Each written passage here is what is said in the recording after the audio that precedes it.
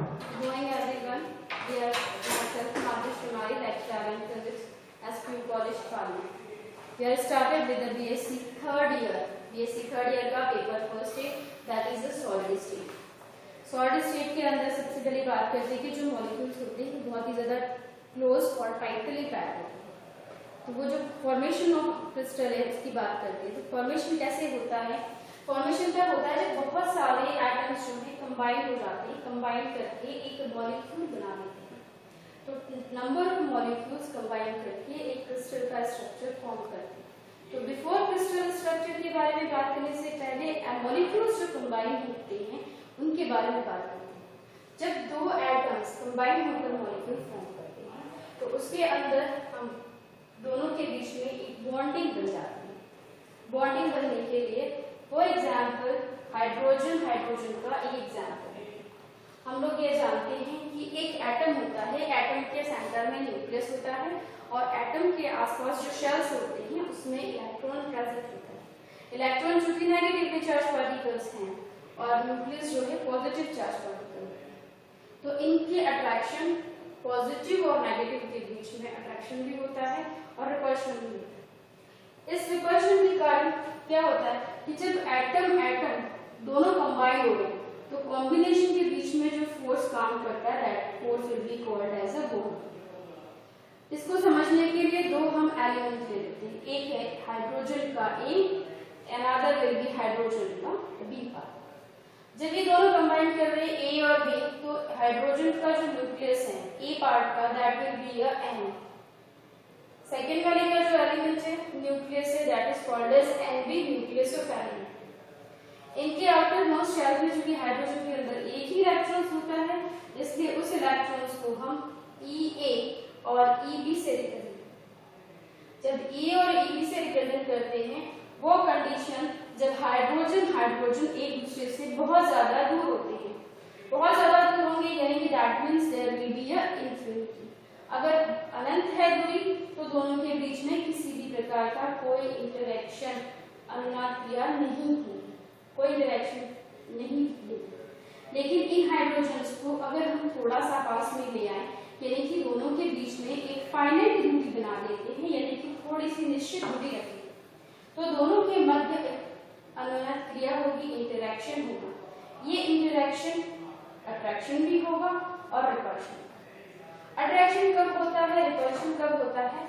जब भी पॉजिटिव और नेगेटिव चार्ज एक दूसरे के आसपास होते हैं तो दोनों के बीच में अट्रैक्शन फोर्स होता है। अगर दो पॉजिटिव चार्ज होंगे तो दोनों के बीच में रिपल्सिव फोर्स काम करता है। दो नेगेटिव फोर्स है तो भी उनके बीच में रिपल्सिव फोर्स ही काम करता है। तो इसका इंफ्रास्ट्रक्चर जब हम देखते हैं तो ये एटम है, atom of first element that is A, atom of element B.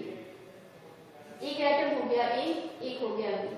दोनों का सेंटर का न्यूक्लियस पार्ट है दैट इज एन, इसका न्यूक्लियस पार्ट है एन। चूंकि दोनों न्यूक्लियस हैं, दोनों पॉजिटिव चार्ज पार्टिकल्स हैं, जब दो पॉजिटिव एक दूसरे के ऊपर फोर्स लगाते हैं तो दोनों के बीच में रिपल्सिव फोर्स लगेगा यानी कि न्यूक्लियस एक दूसरे पर रिपल्सिव फोर्स काम। तो ये एक दूसरे को पुश करेंगे, दोनों को आपस में पास में नहीं आने देंगे। सिमिलरली इलेक्ट्रॉन्स के आउटर मोस्ट शेल पे इलेक्ट्रॉन प्रेजेंट है। एक एटम के आउटर शेल के ऊपर इलेक्ट्रॉन प्रेजेंट होते हैं और इलेक्ट्रॉन्स जो है नेगेटिव चार्ज में होते हैं। सिमिलरली यहाँ पर भी इलेक्ट्रॉन एक ही हाइड्रोजन चूंकि अनादर है तो इसके अंदर एक ही इलेक्ट्रॉन है चूंकि नेगेटिव चार्ज है। तो इलेक्ट्रॉन के बीच में जो फोर्स काम करेगा तो चूंकि दोनों नेगेटिव चार्ज है तो दोनों के बीच में रिपल्शन फोर्स काम करेगा। तो दो नेगेटिव चार्ज है तो जब नेगेटिव होता है तो रिपल्सिव फोर्स काम करता है। तो न्यूक्लियस भी एक दूसरे को बाहर की तरफ पुश करेगा, इलेक्ट्रॉन्स भी एक दूसरे को क्या करते हैं बाहर की तरफ पुश करते हैं। लेकिन न्यूक्लियस और इलेक्ट्रॉन्स के बीच में भी एक फोर्स काम करता है। जब न्यूक्लियस और इलेक्ट्रॉन एक दूसरे के ऊपर फोर्स लगाते हैं क्योंकि पॉजिटिव और नेगेटिव है, एक पॉजिटिव है और दूसरा नेगेटिव है तो पॉजिटिव और नेगेटिव के बीच में अट्रैक्शन फोर्स काम करता है। तो ये न्यूक्लियस क्या करेगा, दूसरे एटम के इलेक्ट्रॉन्स को अपनी तरफ खींचेगा। सिमिलरली जो बी है उसका न्यूक्लियस भी फर्स्ट वाले के इलेक्ट्रॉन्स को अपनी तरफ खींचेगा।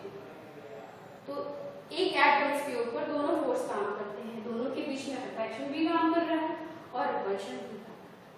तो जब वो कंडीशन, जब अट्रैक्शन और रिपल्शन दोनों फोर्स काम कर रहे हैं और ऐसी कंडीशन जिसमें अट्रैक्शन क्योंकि डिस्टेंस कम है और न्यूक्लियस बड़ा होता है और इलेक्ट्रॉन्स को अपनी ओर ज्यादा खींचता है, अट्रैक्शन को ज्यादा काम करता है, क्योंकि इलेक्ट्रॉन्स भी रिपल्स कर रहे हैं, न्यूक्लियस भी रिपल्स कर रहे हैं, तो रिपल्शन की क्वांटिटी अट्रैक्शन के कंपैरेटिव कम हो जाती है। जब कम हो जाएगी तो दोनों एटम्स क्या करेंगे, थोड़े से पास में आ जाएंगे। जब पास में आ जाएंगे तो वो कंडीशन जब दोनों एटम्स के बीच में पॉजिटिव रिपल्शन और अट्रैक्शन समान हो जाता है तो उसे इक्विलिब्रियम स्टेट कहते हैं, दैट इज साम्य अवस्था होती है। साम्य अवस्था के दौरान दोनों के मध्य एक बॉन्ड बन जाता है जिसे बॉन्डिंग कहा जाता है। वो साम्य अवस्था पे पोटेंशियल एनर्जी, स्थितिक ऊर्जा का मान न्यूनतम हो जाता है। जब पोटेंशियल एनर्जी बहुत ही कम हो जाएगा, पोटेंशियल एनर्जी बहुत कम होगा तो दोनों स्टेबिलिटी में आ जाएंगे। स्टेबिलिटी में that is called as energy will be bonding energy. वो बॉन्डिंग एनर्जी लगभग 435.8 kg के बराबर है। अब दूसरी चीज है कि दोनों एटम्स के बीच का डिस्टेंस थोड़ा सा, क्योंकि अट्रैक्शन फोर्स ज्यादा काम करता है तो पास में आ जाते हैं। पास में आ जाएंगे तो दोनों के बीच में एक बॉन्ड बनेगा जिसको कहा जाता है बॉन्डिंग लेंथ, यानी कि दोनों एक निश्चित दूरी पर आकर रुक जाएंगे, उससे ज्यादा पास नहीं आ सकते क्योंकि रिपल्शन फोर्स काम कर रहा है, बहुत ज्यादा दूर नहीं जा सकते क्योंकि अट्रैक्शन फोर्स भी काम कर रहा है, तो दोनों एक निश्चित दूरी पर आ जाते हैं, उसे कहा जाता है बॉन्डिंग लेंथ। और हाइड्रोजन में बॉन्डिंग लेंथ विल बी 70।